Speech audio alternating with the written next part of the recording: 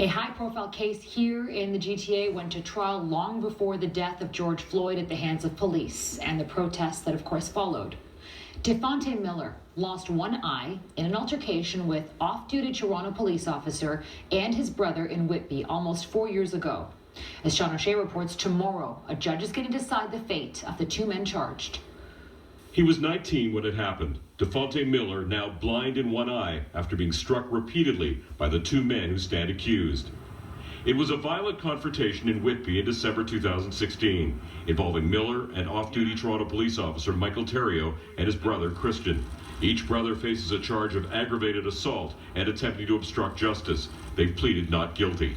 It's a case closely watched for years, with many in the community hoping the men will be found guilty. Beat him to pulp, and including beating his eye out his head. But where police officers are involved, getting a conviction is often an uphill battle. I think that is something that all prosecutors have to know going in, that it's difficult. Both men claim they hit Miller in self-defense after they saw two men breaking into their parents' pickup truck. During the trial last fall, the Terrios testified they tried to restrain Miller, saying he then attacked them with a pole. The Crown prosecutor argued the brothers used excessive force, saying the two men lied about what happened. Lawyer for Miller says race played a factor. Former Crown attorney and defense lawyer Calvin Berry has prosecuted and defended police officers. But if you lie during an investigation, that in and of itself is evidence that can be used to determine guilt. But in this case, the judge has to decide between conflicting testimony. Berry says police are trained to give evidence, unlike civilians. They're not used to it.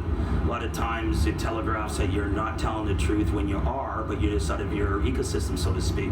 Michael Terrio testified he punched Miller as hard as he could, wherever he could.